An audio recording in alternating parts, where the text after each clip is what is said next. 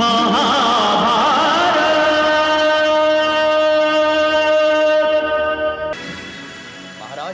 यहीं से गए वे सरोवर में। प्रणाम महाराज।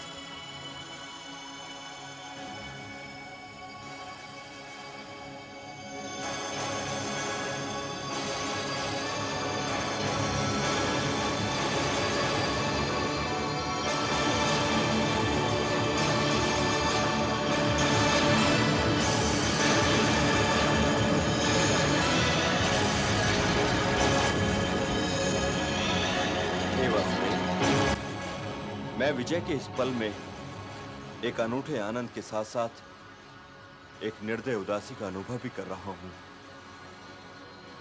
यह भला कौन सोच सकता था कि जिस शक्तिशाली सेना में पितामह भीष्म, गुरुवर द्रोणाचार्य, कुलगुरु कृपाचार्य, गुरु पुत्र अश्वत्थामा, महावीर ज्येष्ठ भ्राता कर्ण, कृतवर्मा, गंधा नरेश, मद्र नरेश और स्वयं अनुज दुर्योधन जैसे महावीर थे, उस सेना का अंत इस सरोवर के किनारे यूं अकेला और असहाय खड़ा दिखाई देगा? नहीं बड़े भैया नहीं।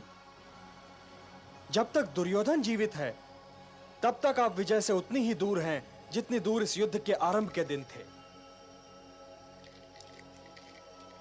इसलिए अपने हृदय को पिघलने न दीजिए बड़े भैया, और उन वीरों को याद करके अपनी आंखों में आंसू भी न आने दीजिए जो इस रणभूमि में वीर गति को प्राप्त हुए हैं। विजय अंतिम लक्ष्य नहीं है बड़े भैया। अंतिम लक्ष्य है एक स्वस्थ, उज्जवल और नवीन समाज की स्थापना, और यही धर्म है। हे नरेश, अपने कर्म का हाथ पकड़कर धर्म की उस चरम सीमा की ओर बढ़िए। वहां तक पहुंचना महत्वपूर्ण नहीं है बड़े भैया, महत्व है यात्रा की दिशा का। यदि दिशा ठीक है तो कोई न कोई पीढ़ी धर्म की उस चरम रेखा तक अवश्य पहुंच ही जाएगी। पांडव उस झील के तट पर क्या कर रहे हैं कुलगुरु? कदाचित दुर्योधन उसी सरोवर में छिपा हुआ है। दुर्योधन जैसे महावीर के लिए छिपने जैसे हीन शब्द का प्रयोग न करें मामाश्री। वह भयभीत होकर छिप नहीं सकता, क्योंकि जो वीर होते हैं वो मृत्यु के साथ आंख मिचौली नहीं खेलते। वे 2 पग आगे बढ़कर मृत्यु के हाथों वरमाला स्वीकार करते हैं। और ये युद्ध अभी समाप्त नहीं हुआ है। वहां 5 पांडव हैं तो हम 4 भी यहां हैं।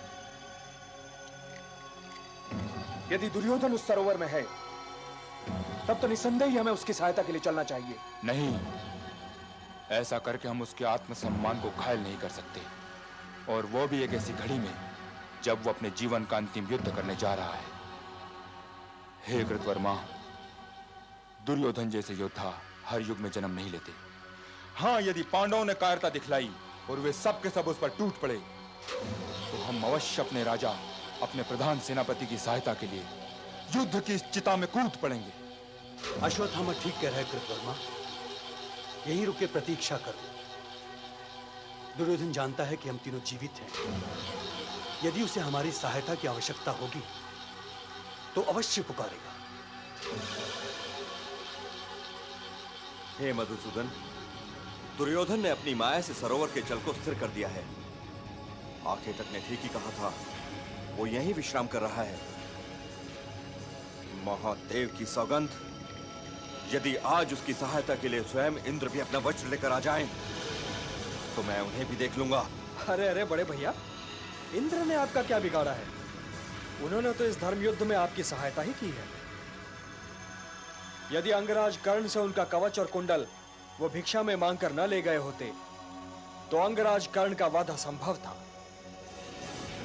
और यदि अंगराज कर्ण वीर गति को प्राप्त न हुए होते बड़े भैया, तो आज ये क्षण भी न आया होता कि घायल, थका हुआ, अकेला, असहाय दुर्योधन इस सरोवर में बैठा आपकी प्रतीक्षा कर रहा है। दुर्योधन को गिराइए बड़े भैया, इस दुर्योधन को गिराइए जो अन्याय, अधर्म और अंधकार के दुर्ग की सबसे बड़ी और दृढ़ और विशाल दीवार है।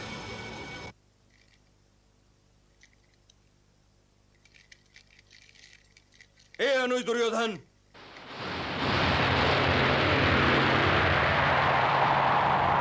तुम्ही ने शांति के सारे द्वार बंद किए थे। तुम्हारे ही कारण पितामह भीष्म आज वाड़ों की शैया पर हैं। तुम्हारे ही कारण परशुराम शिष्य द्रोण का स्थान रिक्त है। तुम्हारे ही कारण ज्येष्ठ माताश्री के 99 पुत्र वीर गति को प्राप्त हो चुके हैं। तो तुम वीरों की भांति इस युद्ध का अंतिम स्वागत करने के लिए आगे क्यों नहीं बढ़ते? ये न सोचो कि हम पानी के उस बुलबुले को तोड़ नहीं सकते जिसके भीतर तुम अपने आप को सुरक्षित समझ रहे हो। हे महारथी, या तो पराजय स्वीकार करो या फिर सरोवर से निकलकर युद्ध करो। हे दुर्योधन, तुमने भरत वंश में जन्म लिया है। मृत्यु से भागकर उसका अपमान न करो। यदि राज्य चाहिए तब भी सरोवर से निकलकर या तो युद्ध करो या अपने इस ज्येष्ठ भ्राता से राज्य मांग लो। ज्येष्ठ भ्राता के सामने हाथ फैलाने से अपमान नहीं होता अनुज, अधिकार सिद्ध होता है। हे दुर्योधन, जन्म से कोई क्षत्रिय नहीं होता। क्षत्रिय तो केवल वो है जो अपने कर्म द्वारा यह सिद्ध कर सके कि वो क्षत्रिय है। हे युधिष्ठिर, तुम ये न समझो कि मैं अनजाने पिताओं के 5 पुत्रों के भय के कारण यहां आकर छिप गया हूं। तुम भाइयों ने इस रणभूमि में अपनी कायरता का ही प्रदर्शन किया है। तुमने पितामह भीष्म को कपट से घायल किया। तुमने आचार्य द्रोण को छल से मारा। तुमने मेरे भाई की छाती का लहू पीकर यह सिद्ध किया कि तुम तो मानव जाति के हो ही नहीं। और तुमने मेरे मित्र कर्ण को कपट से मारा। हे पांडवों, तुम तो वीर कहलाने के योग्य नहीं हो। अरे कायरो, तुम तो माता कुंती की कोख का अपमान हो। तुम सबों के प्रति घृणा की ताप से मेरा अंग अंग जल रहा है और इसी अग्नि को ठंडा करने के लिए मैं जल में उतर आया था। हे कौन्ते, अब ये युद्ध केवल युद्ध के लिए होगा। यदि मैं वीर गति को प्राप्त हुआ तब तो तुम्हारी विजय हो ही जाएगी, किंतु यदि मैं विजयी हुआ तब भी मुझे हस्तिनापुर का सिंहासन नहीं चाहिए। अब मैं हस्तिनापुर का सिंहासन लेकर क्या करूंगा? जो मुझे उस सिंहासन पर बैठा देखकर प्रसन्न होते, वे सब तो जा चुके हैं। मेरे सारे भाई, मेरा मित्र राधे, मेरे मामा श्री, सबके सब जा चुके हैं। अब मुझे यह राज्य नहीं चाहिए युधिष्ठिर। मैं इसे जीतने के उपरांत भी तुम्हें दे दूंगा, किंतु मैं तुम 5 भाइयों से युद्ध अवश्य करूंगा युधिष्ठिर, क्योंकि यह सिद्ध करना मेरा परम कर्तव्य है कि सर्वश्रेष्ठ वीर मैं हूं, तुम नहीं। दुर्योधन!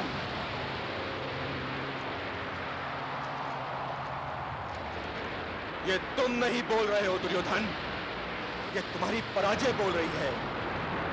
जो राज्य तुम हमें देने की बात कर रहे हो वो ना कभी तुम्हारा था ना तुम्हारा है। तुम अब भोगी थे। हमने अपना राज तुमसे छीन लिया है। तुम्हारे पास देने के लिए अपने प्राणों के अतिरिक्त और कुछ नहीं है दुर्योधन, कुछ नहीं है। अपनी जीवन में गांठ डाल अर्जुन। मुझे अकेला ना समझ। मैं स्वयं नारायणी सेना से कहीं अधिक एक सशक्त सेना हूं।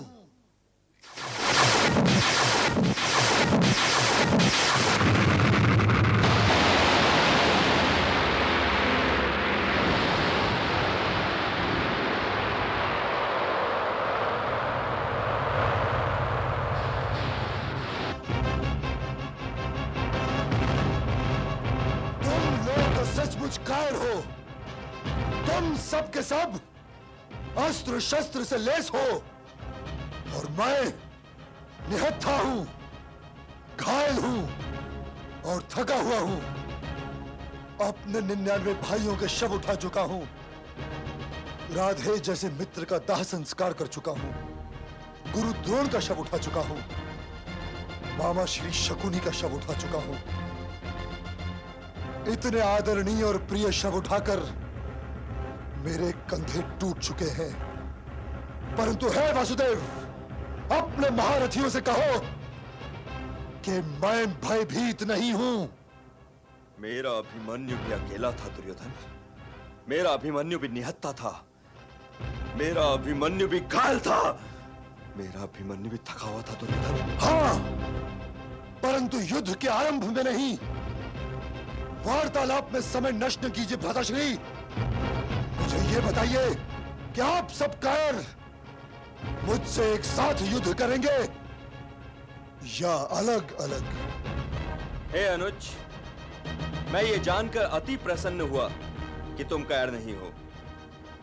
हे अनुज, तुम सचमुच दुर्योधन हो। हे कुरु शिरोमणि, तुम हम पांचों से एक साथ भी युद्ध कर सकते हो, किंतु मैं ऐसा नहीं होने दूंगा। तुम हम पांचों में से किसी एक को चुन लो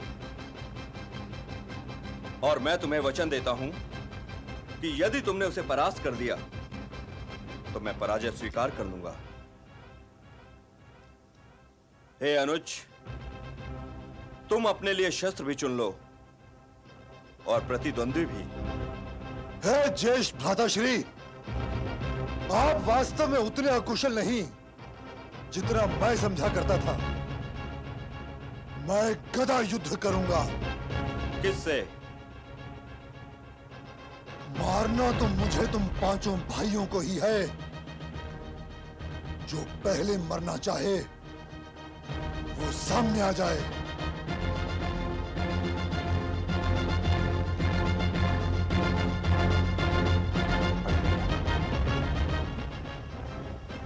कोई वचन देने से पहले सोच लेना चाहिए था। आप में से कोई भी दुर्योधन को गदा युद्ध में हरा नहीं सकता, मंझले भैया भी नहीं। आपने हाथ में आई हुई विजय पुरस्कार की भांति दुर्योधन को दे दी। अब तो मैंने वचन दे दिया है वासुदेव। महादेव भी यही करते हैं, और उनके वरदानों को संभालने के लिए क्या क्या करना पड़ता है ये कोई नहीं जानता। किंतु मैं महादेव नहीं हूं वासुदेव।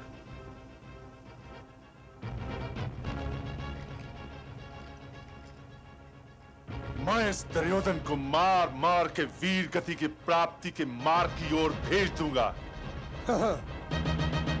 यदि अकेले युद्ध करने का साहस ना हो रहा हो भ्राताश्री, तो पांचों आ जाइए, और यदि जी चाहे तो अर्जुन के सारथी यशोदा नंदन को भी ले आइए। आ जाओ दुर्योधन। हट जा अनुज।